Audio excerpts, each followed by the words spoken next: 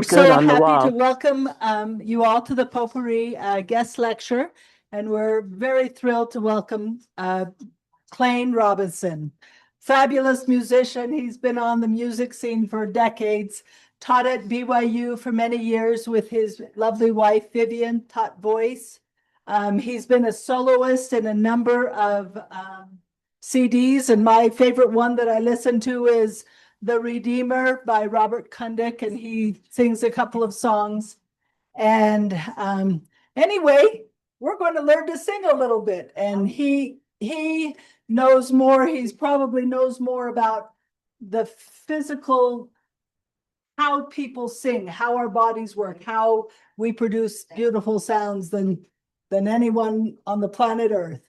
And in particular, my dad used to organize little music nights within our neighborhood, and he'd just get all of the musicians around, whether it was a kid in a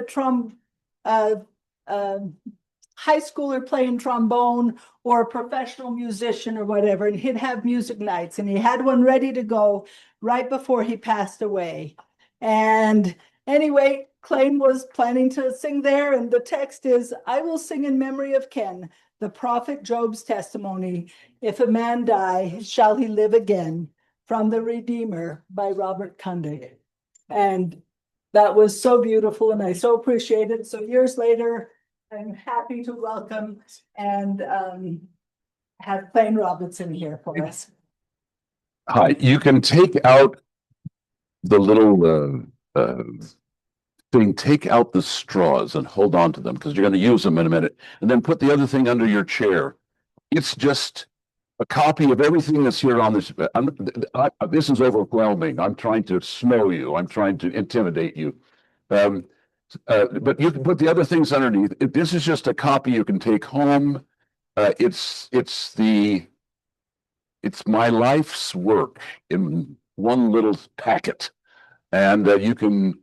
The most important thing I'll encourage you to do when you go home is get out your smartphone and take this QR code, this particular one, and watch what I consider to be the kind of performances that thrill us and make us. It's two young people singing La Traviata. It happens to be my daughter, who won the Metropolitan auditions in New York in 2001, shortly after she won auditions. And this is Brian Stuckey, who was my student, but also now my boss at Snow College. I still teach singing at Snow College. Shortly after, she and I, Lindsay's husband, Lauren, and my wife, Vivian, took a concert tour of Russia. She then, with Brian, sang this Traviata performance in the Eastern Washington Opera Company. And this is, if you never ever want to see an opera again, or haven't ever wanted to hear one, this is the one that I would encourage you to pay attention to. These are young people singing just so honestly, fabulously. Anyway, put my little chart under the table, and you can read that later. I think she wanted me to just say a little bit about my history. I'll do it in as quick a paragraph as possible. My dad was an insurance salesman, so I was sure that's what I ought to be. I did it for one summer, sold one policy to my friend, and then we spent the rest of the time with him in the bowling alley and with me on the golf course. It was not successful. My best friend in college was going to be a doctor, so I thought that was a good idea, and so I was going to be a doctor for a little while. But then I went on a mission to Berlin, Germany, during the Cold War, and the problems of the world were at that time being solved by lawyers, and John Kennedy was the president, and I decided maybe that's what I ought to be. I should become a lawyer. So I came home, prepared to become a lawyer, got admitted to Harvard Law School because I happened to come from Idaho, and they like to have people from the West come east. And I hated law school. I found it boring, and I don't like arguing, and that's what lawyers enjoy doing. And so at the evening after dinner, I'd let my friends stay and argue about the law. And I was on my way to sing with the Harvard Glee Club and the Boston Opera Group, and I was a cantor at the Jewish synagogue and on Fridays, and anyway, eventually practiced law for a year, hated it. I don't care who gets the money, and lawyers have to care who gets the money. And I discovered I don't care who gets the money. I was eventually came back to BYU to find my lovely wife Vivian, who was a more beautiful singer than I was. And while I was here, I decided to try to get another degree in what is now organizational behavior. They gave me an assistantship in organizational behavior and an assistantship in the opera. So I was singing the leads in the opera at BYU.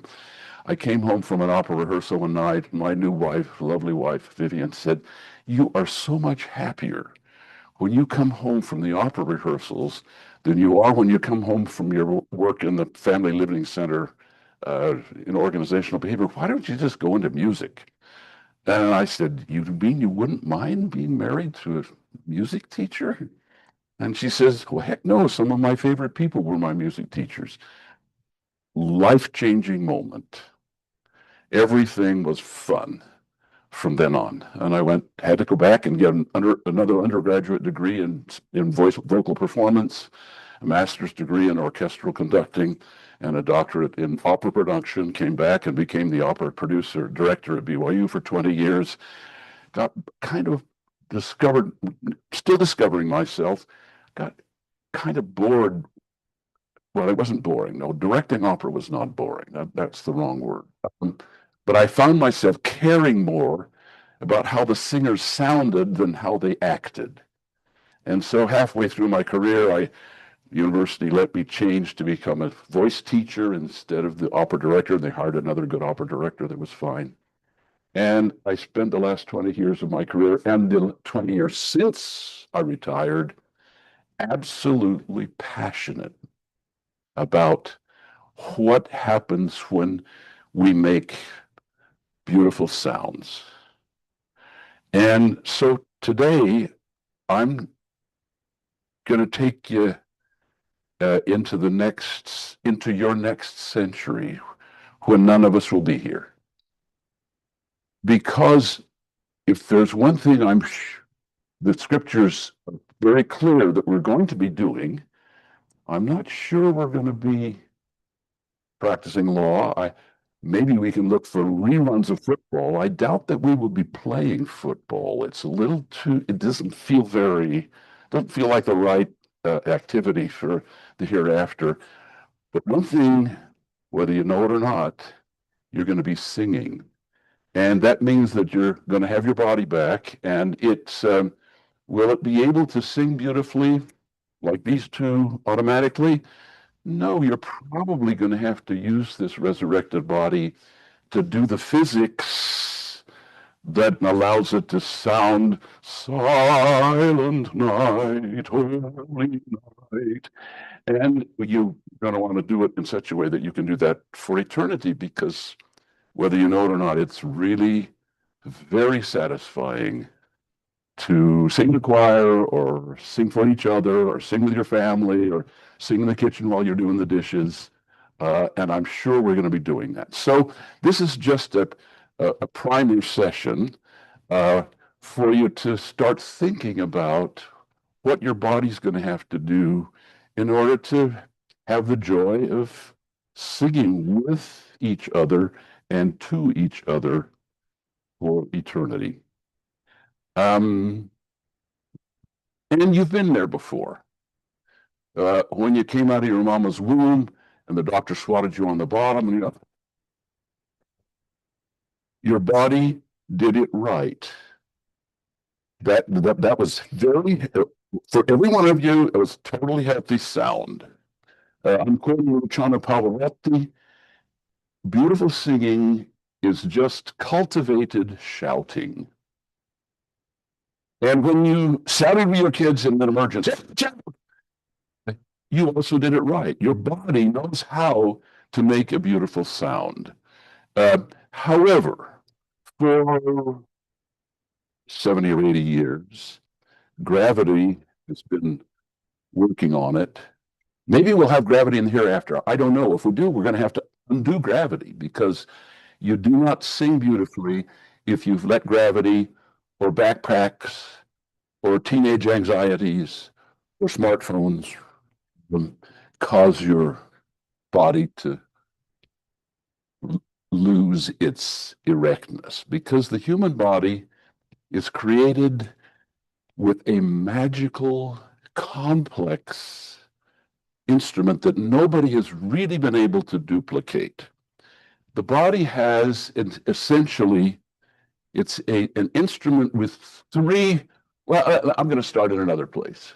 I'm going to come to this chart in just a moment, but the this is the latest chart. This came just from 2/1/26. This was finally came to 1st of February. Okay. Um, each of these things, and you have even more of them, are just attempts by Clayne Robison to get onto paper in one place what it takes for the body to still make beautiful sounds. And I have a little bit of authority because at 88, I'm still singing and people don't mind hearing me sing.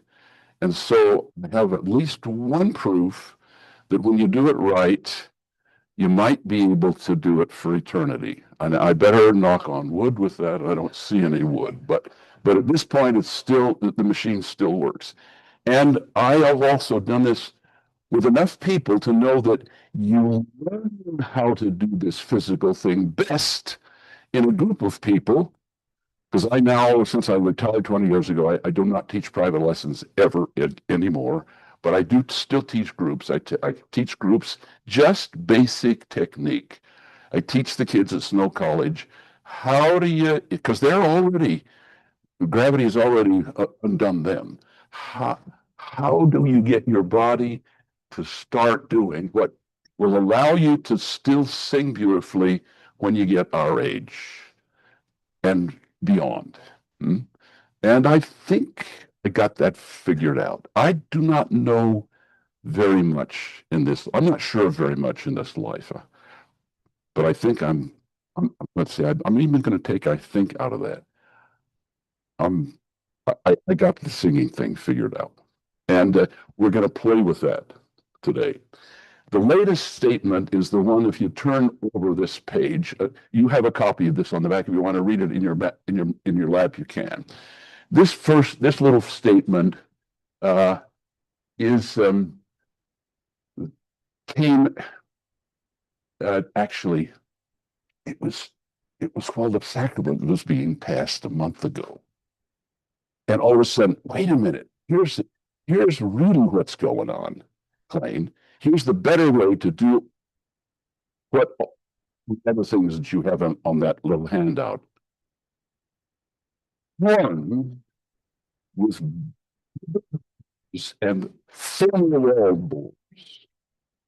Your body has three horns in it. I'm talking about a horn or a trombone or a bow or whatever. But this was only have one horn with a vibrating thing at the end. Your body is magical. It has a horn up in its pharynx, here, your lips, and from here back, there's a horn which can amplify some of the sounds of your voice.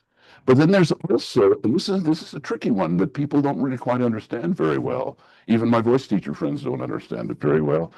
There's another major horn that goes right down your trachea, the opposite direction from your vocal folds.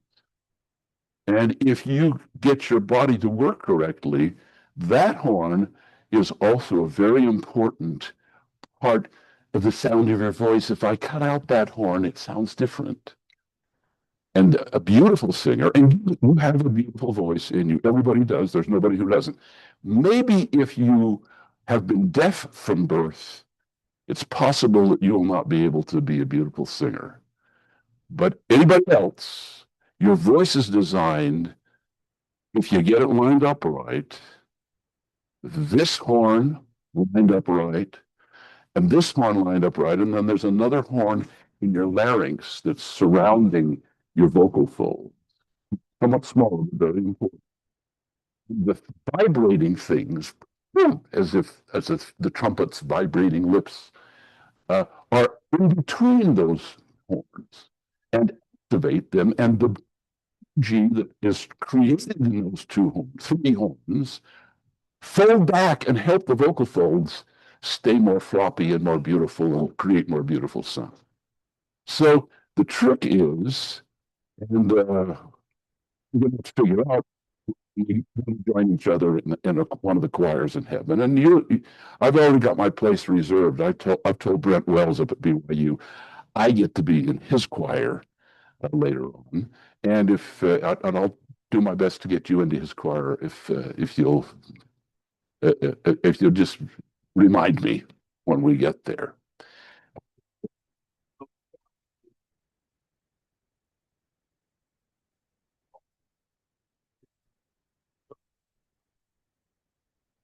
And if you line it up right, that's why I have the statement here.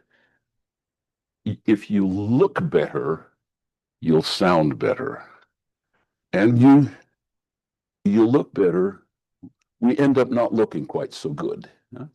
And that's partly because, again, gravity has been tugging on us. And I see you all, and out of the corner of my eye, just starting to make a few little adjustments. And I want to encourage those adjustments because they are critical.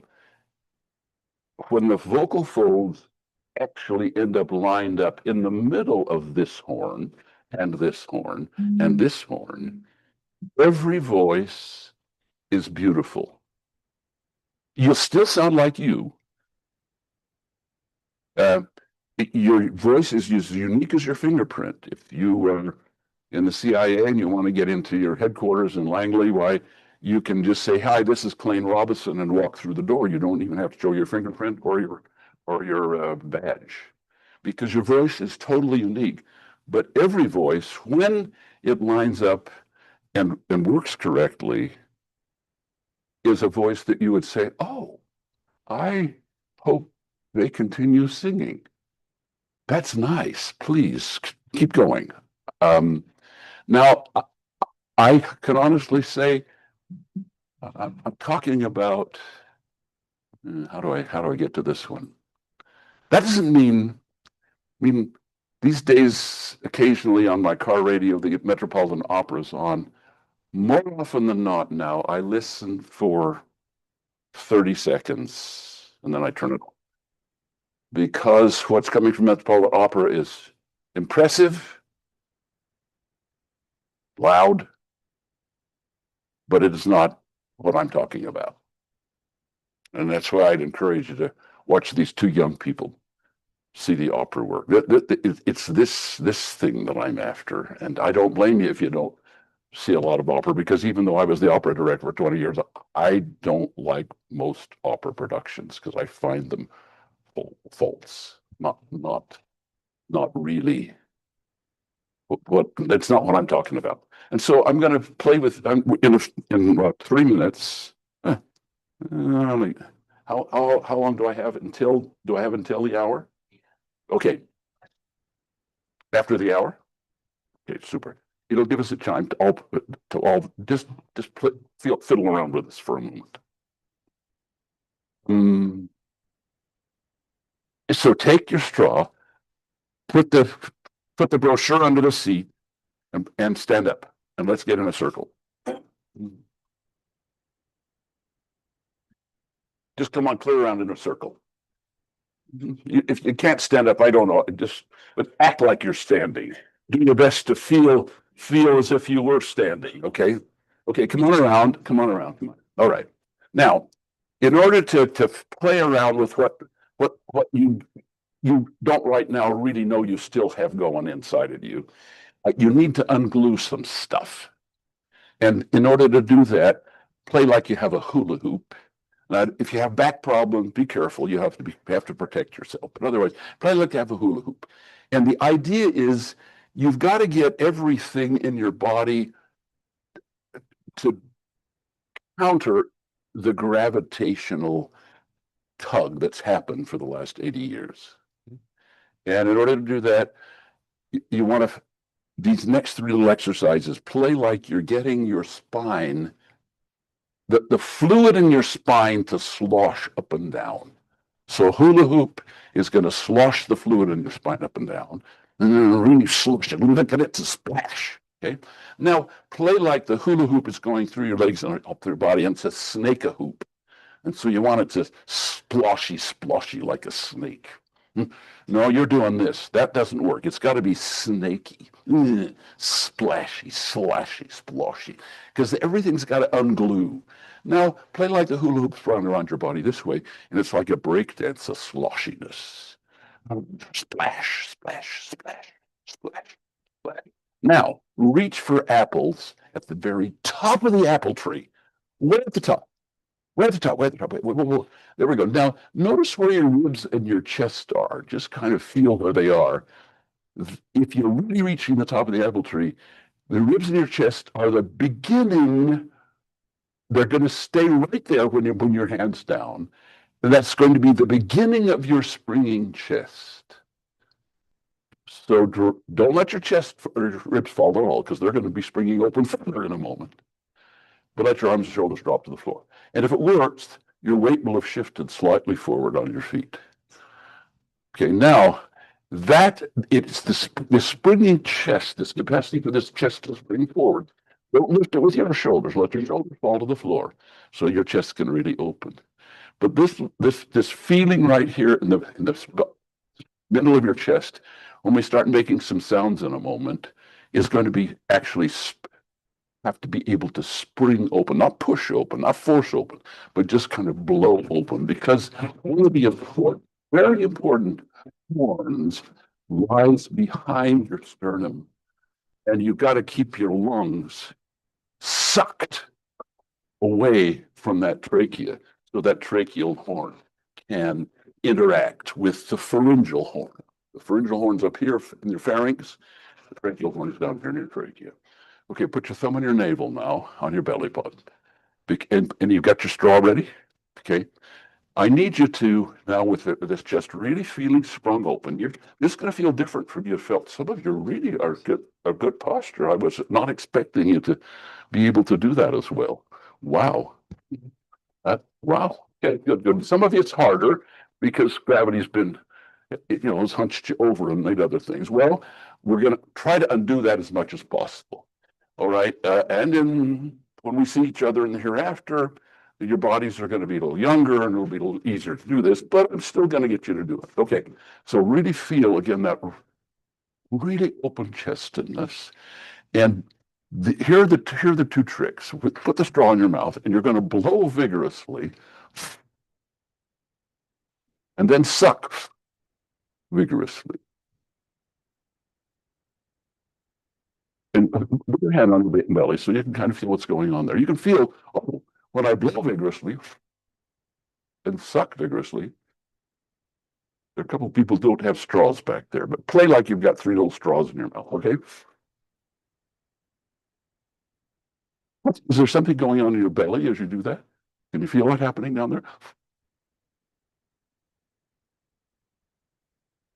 Now, just relax for a minute. Take the straws out of your mouth. When you blow through the straw, a very important thing happened, and it's outlined here in this, if you want to read it later, in this red rectangle. And it is allowing the horns to have both bigger walls and firmer walls on the borders. The horn is the inside reflecting space. And as you blow vigorously, you'll find the scientists call it it's the latest thing in vocal science.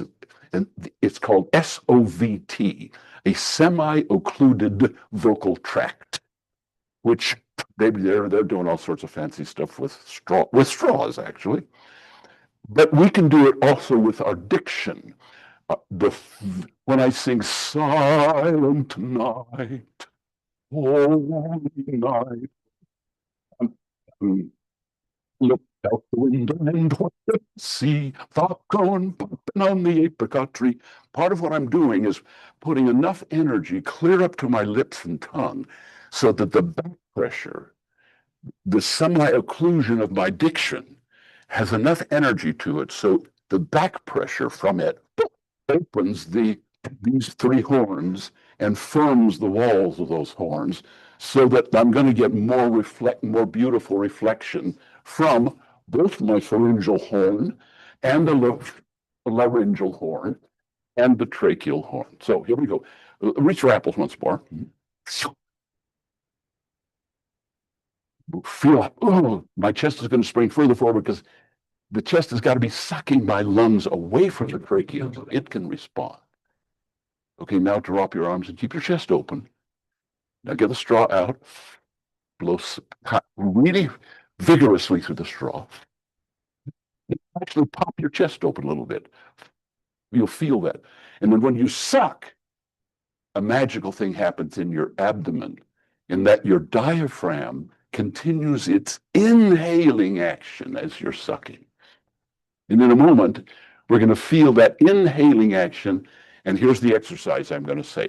Relax for a minute, because I'm going to ask you to do this thing that I'm going to do now in a moment. I'm going to blow and suck. And right in the middle of my suckingness, which is going to be that my diaphragm is going to continue its inhalingness while I'm sucking. I'm going to say, I'm so sick, and I'm going to sing Dashing Through the Snow in a one-horse open sleigh. Where the fields we go, all the way. And this is a one little trick. Let's try it again. Hands up. So your chest really open. Don't let it fall as you bring your arms and shoulders to the floor. Let your chest stay open, stay open. That's much better. I didn't expect you to be able to keep your chest open that far because gravity is one on your body. But that's super. You know, put the straw in there. Blow. Rectangle. And sucking will get the belly to do what it needs to do in order to provide the breath the right way. So blowing, but sucking, put the thumb on your navel again so you feel what's going on, and hold it there for the rest of the hour if you don't mind, because I may come around and it will give me a chance to help you remind you that what the breath has got to come not from your thorax. Thorax is going to be part of your resonance. It's going to be the lungs are going to be part of the chest going to be pulling the lungs away from your trachea. So the thorax is going to be open. The breath has got to come from your belly, from your abdomen. Okay, and that comes while we do the sucking. So again, blowing, sucking. You make sure your chest open. And again, I'm going to do the exercise once more, and then we're going to ask you to do it. Blow. I'm going to blow. Suck. And I'm so sick, I'm going to sing Dashing Through the Snow in a horse open sleigh. This is not a class about right notes, right rhythms, right words. It's only a class about the physics of your body and how to make your body still use all three of these horns in a gorgeous way. Blow, suck. And right in the middle of the suck, whatever it is, I don't care what it is, you're going to say, you have to suck vigorously. And right in the middle of it, say, hey, Mom, I'm so sick, and I'm going to sing. Hey, Mom, I'm so sick, and I'm going to sing Dashing Through the Snow in the open sleigh. Oh, the fields we go. Bells on bobtails ring, making spirits bright. We thought it is true. Sing a sleighing song tonight.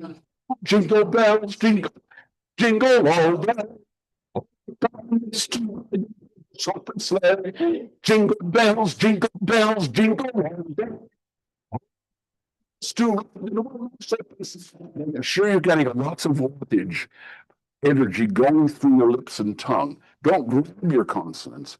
Flow through them so that that's SOVT, that subglottic back pressure, can open the horns, can blow back and open those horns. So don't be afraid to. It's not dashing through the snow. It's dashing through the snow. And I can feel when I say I can feel my D all the way to my chest, to my sternum, and all the way to the top of my pharynx. And even snow in one horse open sleigh. but I can feel on all of those consonants enough back pressure to open up those horns, the miraculous horns that are in your body that make your voice sound like the most gorgeous instrument in the world. Okay, maybe not the most gorgeous voice in the world, because some voices just happen to be just a little bit more beautiful. But everybody has a beautiful voice. Okay, blow suck. You know, this thing is really important. Blow suck. And right in the middle of your sucking this. Hey mom, hey mom, hey mom. I'm so sick. I'm going to sing, dashing through the snow. You know, soaking sleigh. Feels we glad. Nothing tells me nothing spins by but bad sing song to them now. Super. Now, three of you bouncing as you do this.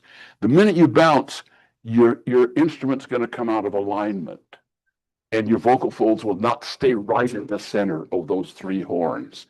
So I don't want you to be stiff, but you got to be straight. You have to be straighter than you're used to. A lot straighter than you're used to. With the top, the cervical spine, which is a little spine, the big spine goes from here to there, but then there's a cervical spine that goes up inside of your skull. And when the top of that cervical spine, yes, what you're doing is absolutely right, pulls the nape of your neck back, then your chest can really open. And when that chest really opens, that's when the lungs get sucked away from your tracheal horn, and the tracheal horn can become involved in the sound of your voice. Okay, blow suck once more. And so you're going to feel, you feel and look about 30 years younger.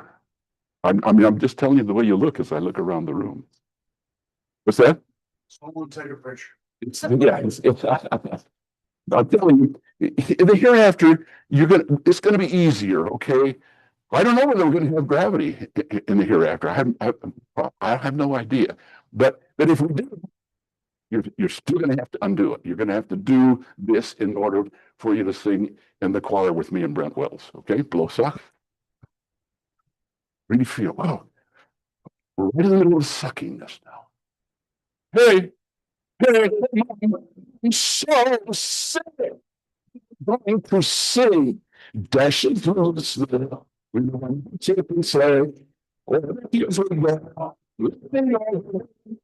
How's it touch me? Making spirits bright, but fun is to sing a sleighing song tonight. Jingle bells, jingle bells, jingle all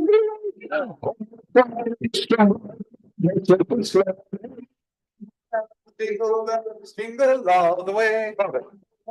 It is to ride in a one-horse open sleigh. She's through the snow. I'm so sleigh. As we go. ring. Sing a sleighing song tonight. Jingle, jingle, jingle.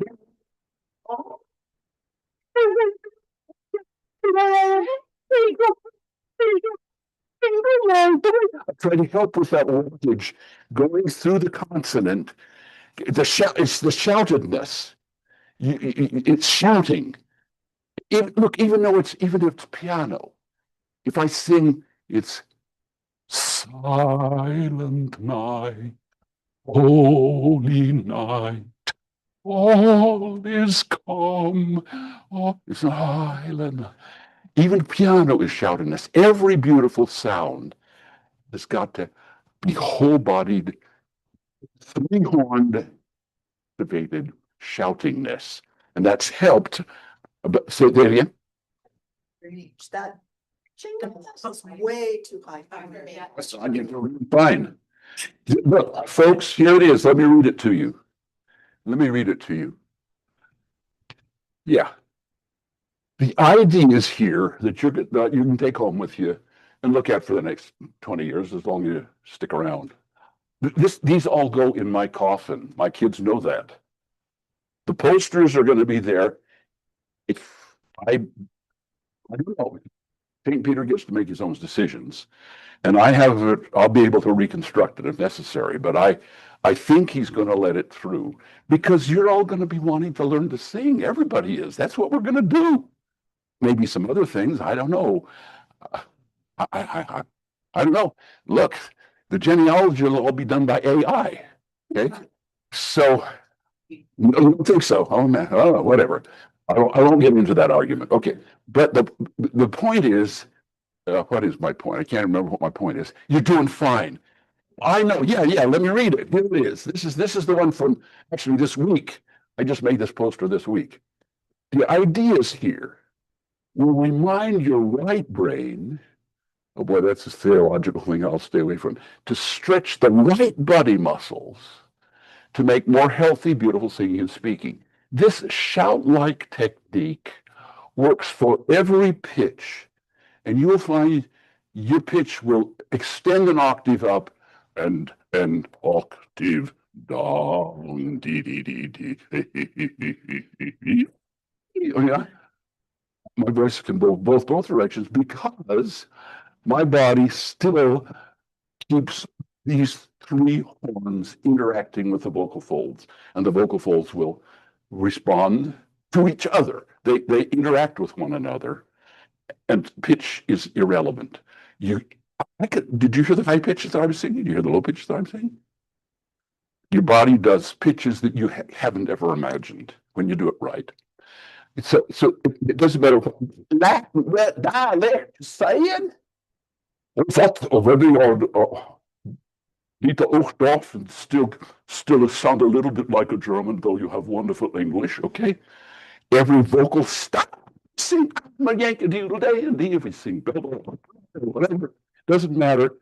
From raucous belly to ringing opera to a soothing lullaby, this works. This makes your body sound beautiful for every pitch, every volume level, every style, everything. Okay, blow suck. So, blow suck, here we go. Put your hand on your belly, Satan. Feel what's going on down here. We're really sucking now. And it's the suckingness that we're going to harness now.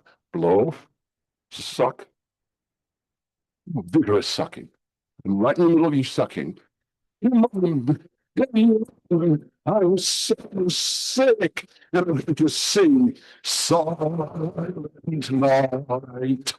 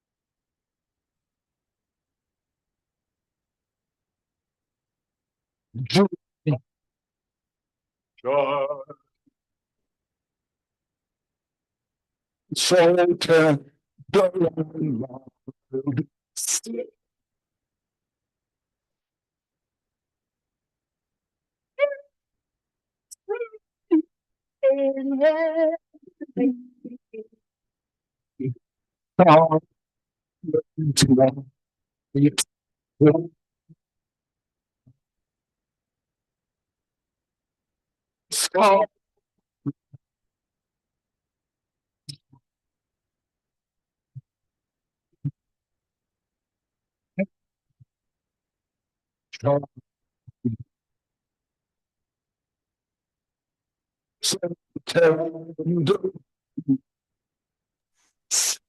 Sound is not coming It's got a through lot of the S. wall.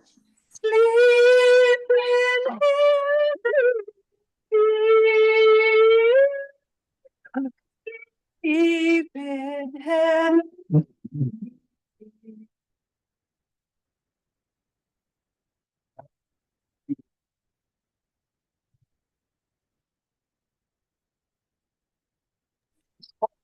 Sound is not coming through on the wall.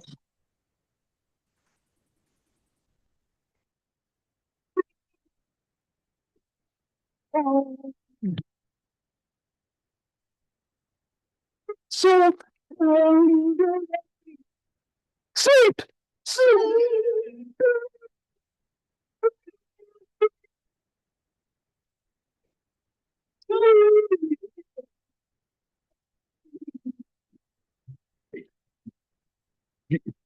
Gravity was one with her, but she is undoing that. She's changed that, and therefore you were hearing moments when that tracheal horn was still involved in her sound. But she's having to make some major adjustments. But they worked. You could still hear fragments. Oh yeah, I could hear there is a gorgeous voice in there happening. Blow suck, and I got to quit in 3 minutes. Blow suck. Come on, come on, come on, come on, come on. Sucking. Vigorous sucking and lots of wattage on the diction so that there's meaningful back pressure, shouted back pressure. Blow. Come on. Come on, come on. I'm so sick. And I'm going to sing Silent Night. Night. All is bright.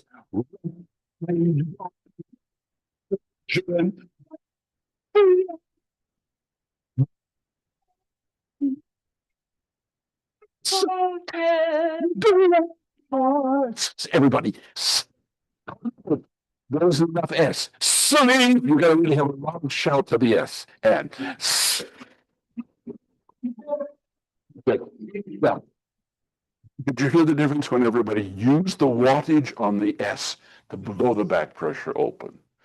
Now, folks, that is the latest where the scientists and the voice teachers are finally coming together, only within the last year or two. The incredible importance of that extra wattage for forming the back pressure. Now, it's not a new idea, because on page 133 in my book that was printed 20 years ago and is now online, if you want to find it, my email's there. Just Google my name and you can come up with my book, and it's on page, I don't know, I don't care what page it's on, 133, I think. Yeah, there it is. I said 25 years ago, I didn't call it SOVT. I called it articulatory interactivities, or back pressure. And I drew a picture of the energizedness of the diction helping blow open the tracheal tube and the pharyngeal tube. So yeah, it's the latest thing, but it's also 25 years old. I don't claim. I got this from another scientist, so it was in the air. But what you just hear each other doing is a terribly critical part.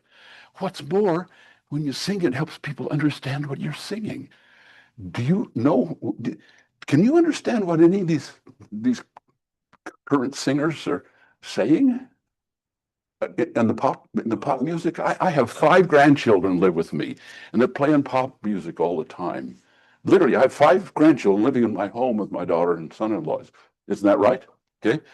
One of the scientists is doing landscaping yesterday. Yeah, he's a fabulous guitarist too. Anyway, but okay, we're done. But I think I've made my point. It's not going to be. It's a little complicated, but documents that you'll be reading are saying exactly the same thing. It's just that Clayne Robison's next iteration. How do I mean, I understand the machine. I really do. I don't understand anything else in the world. Do I understand what some of my children are doing? No, I don't understand that. But I do understand what the voice does. And I had, what was the conclusion? I had a soccer conclusion to that sentence. I can't remember what it was now. Yeah. Okay. You'll be reading is just year after year, Clayne Robison. This thing took me, I probably worked on that one for 5 years. I must have made posters that cost $35 a piece.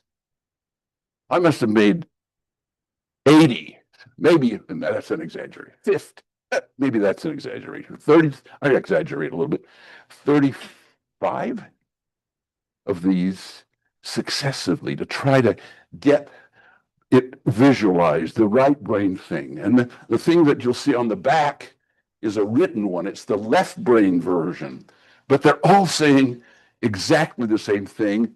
And it is exactly the same thing that I tried to say in chapter 12 in my book 25 years ago. And if you want to read the long version, it's the article was published in the Journal of Singing. It's the longest article they ever published. It is entitled Beautiful Singing, what it is and how to do it. And it's the long version of what this shortest version, this is the latest version, 20 iterations later, and you just did it. You just heard each other with your old crunched over gravity driven voices.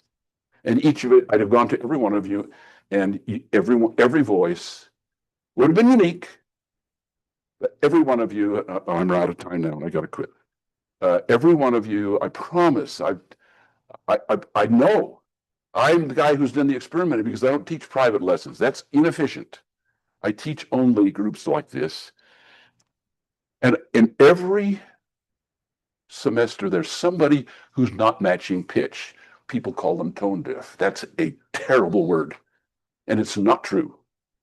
Within 2 class periods, 3 at most, every kid, when they get physics going, matches pitch. There is not such a thing as people who can't match pitch. Not such, I mean, I'm accountable for that. I'm telling you the truth, and he knows that I know that, and therefore I'm accountable to tell you there is not such a thing. If you're deaf, yeah, okay. If you can't hear, then you're probably not going to be able to match pitch. But if you can hear, you can match pitch, and your voice will, and again, I'm accountable for this one. My colleagues make fun of me, but they're wrong and I'm right. Every voice in the world is both unique, and when the machine lines up right, it's beautiful. It's beautiful. You want to hear them sing again further. That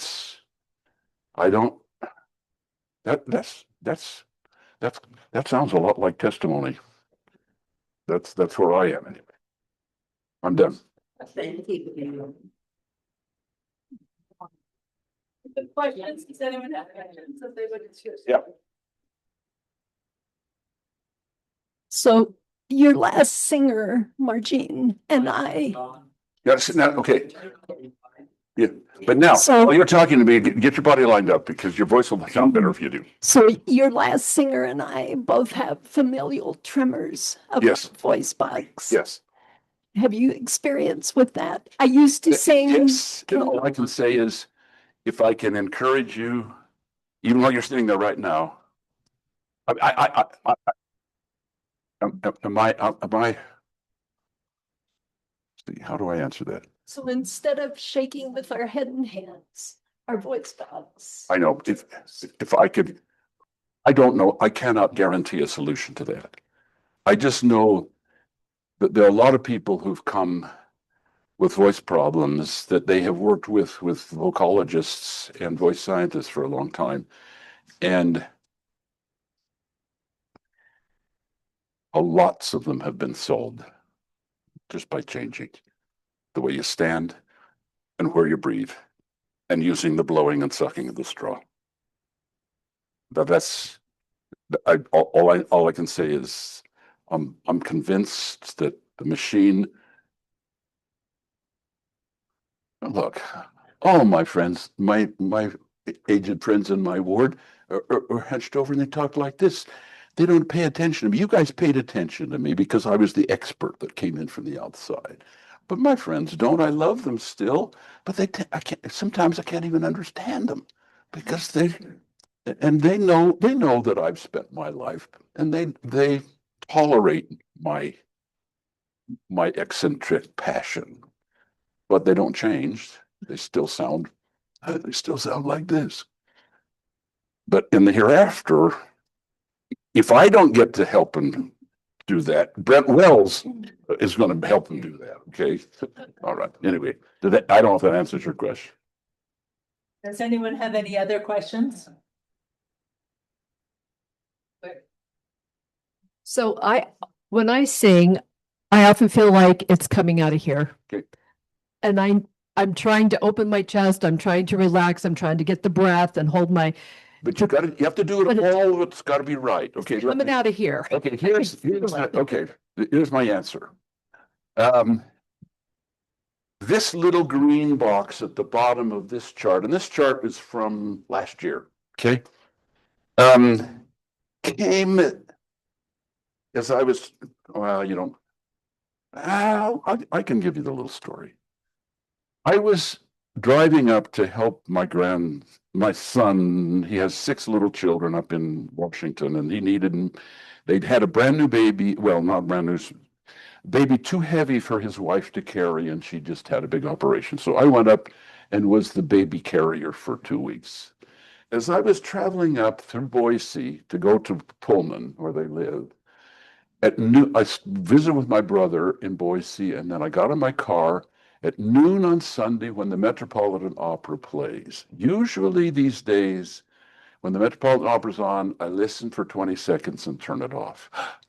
But this day, the gal who was singing the 4th act aria, De Vieni non tarda, from the Marriage of Figaro, was fabulous. I said, oh my gosh, maybe I have to take faith in opera singing again.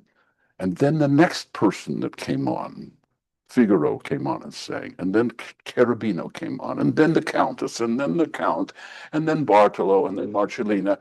Every one of them did what I finally, as I drove up to Pullman, came up with this little final. This is what it's after, and I'm answering your question spot on. Here it is, and you have a copy of this. At last, it will feel as if your mouth and throat contain no sounds. As if all sounds are being squealed out freely through a lifted soft palate. The from here, and the tiny buzzing, moaning feeling from the floor of your bursting trachea. That's this Z. Here's the soft palate there, and here's the springing chest, buzzing open, bottom of the trachea there.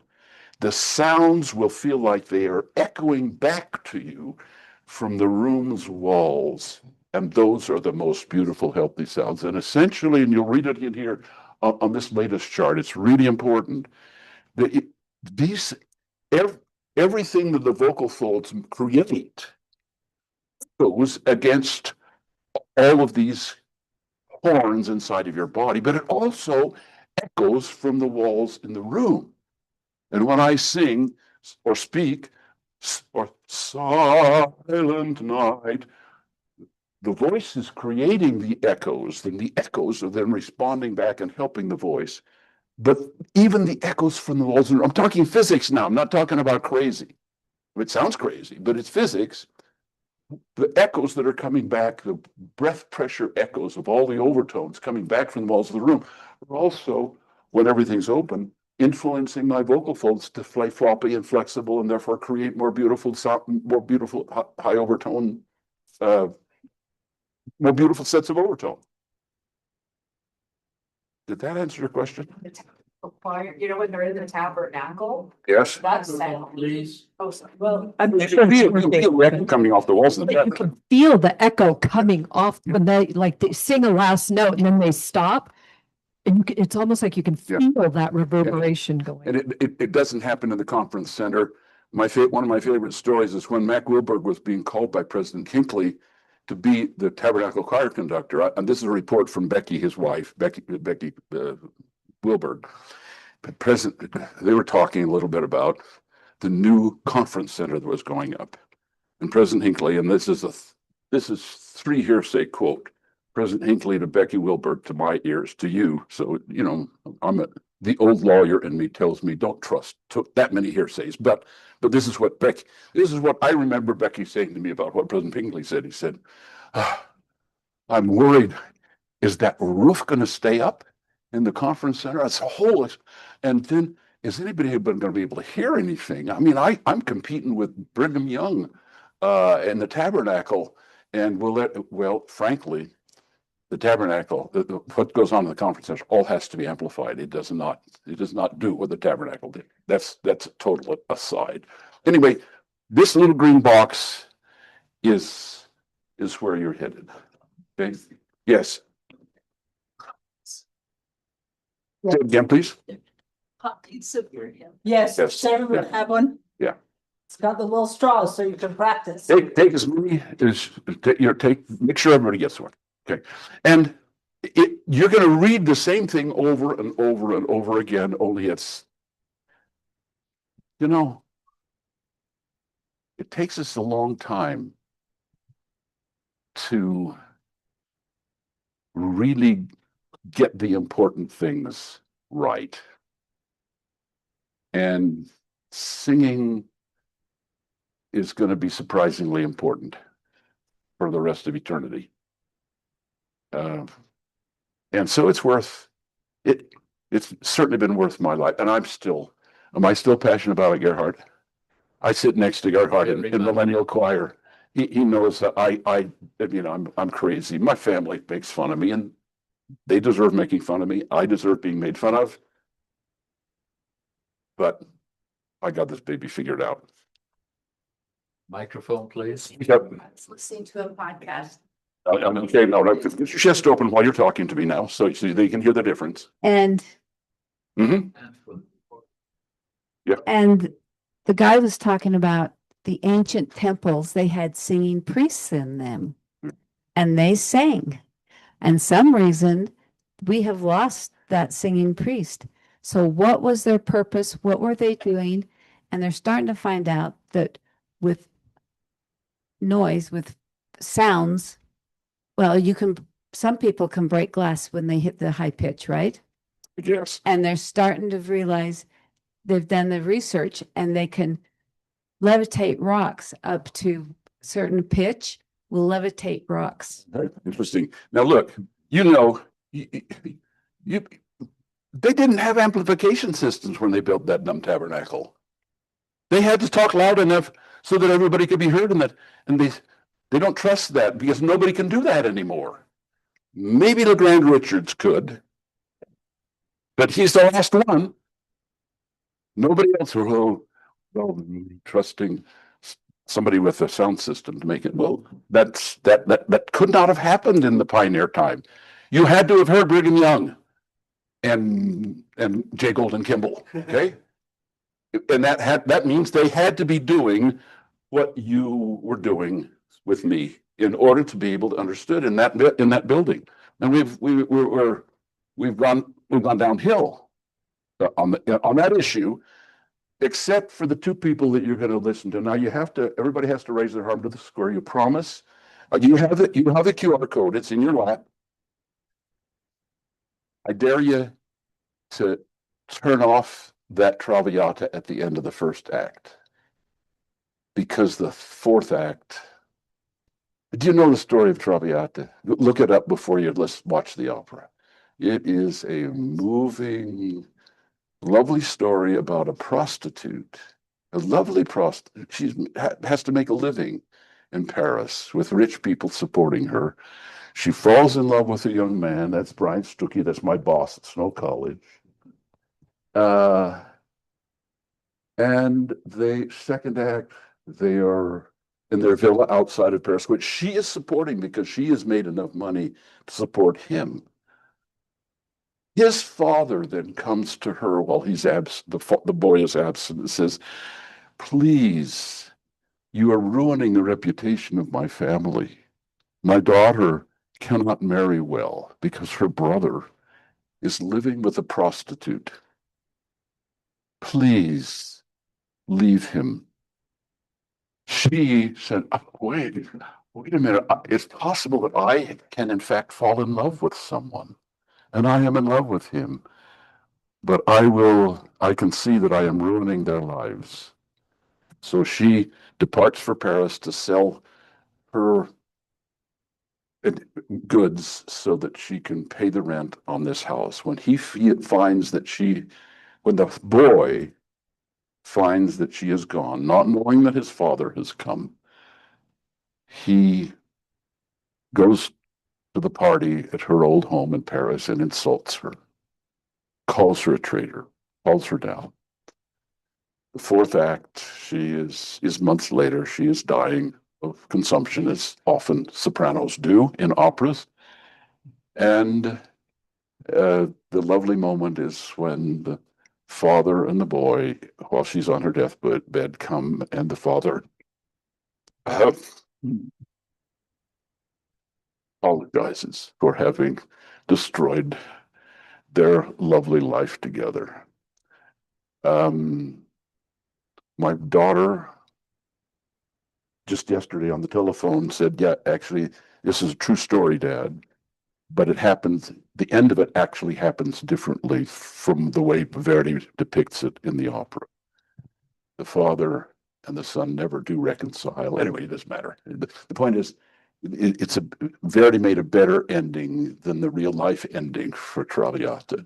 And, you know, I really encourage you, watch the final death scene. This is, and then text me if you want to tell me whether I'm telling you the truth. Maybe I'm just bragging about a couple of my students, but maybe this way of young people actually singing like this and performing like this and not showing off, which is all too often the case in opera performances. Maybe it would have saved opera if it had been done this way. Text me, let me know if I'm telling you the truth. Yeah, it's right. Yeah, you'll see it. You can get my, well, you can just Google me, but here on the bottom of this middle page that I showed you is my email. And my website is beautifulsinging.com. And I don't think, maybe there's also my telephone number here somewhere. Can't remember. No, I don't think. But you can text me. It's there. They're there. And you can just Google my name. It'll come up. What's in this box? Yeah. Okay, let me read it to you. Yeah, I do. I teach a free Zoom class, group class, every Saturday morning. I'll read it. Reawaken these basic techniques, shout-like body activities, and practice them with us on a free Zoom group singing session Saturday morning, every Saturday morning, except General Conference. It's at 10 to 11:30. General Conference Saturdays, I do it from 8:30 to 10. Okay. To be invited, all you do is send your email to my email that's listed there, Clayne W. Robison. Make sure you put the W in or it goes to my son. He beat me to the punch on the Gmail. Okay. At 10 o'clock, I will invite you at 10 o'clock every Saturday, and then you can, but remember, if you sing as you've always sung, you'll sound exactly you've always sounded. You got to be willing to do what you just did today. You were super. I was a little scared to come here today. But you got in and you heard it in each other. I mean, everybody, it took a second, but everybody, notwithstanding your age and your crunched over bodies, you sounded, you could hear good, exciting, thrilling sounds coming from absolutely every one of you. And it would have been the case with everybody if I'd have gotten around to everybody. Clayne, our time is up. Really, at the room. We thank you very much for helping us to become better singers. I was afraid that it wouldn't work with you, but it did work with you. And you watched her change her posture. It's hard. It has to be difficult for you to do that. But that adjustment, whoops, and there were fragments of lined up. Oh, that's a healthy, good voice. How about that? It does make a difference. I'm convinced of that. Anyway, thank you very much. Thanks to you folks for coming. We'll see you tomorrow, our very last day of Elder Quest classes for this semester. Be sure to join us. Have a good afternoon.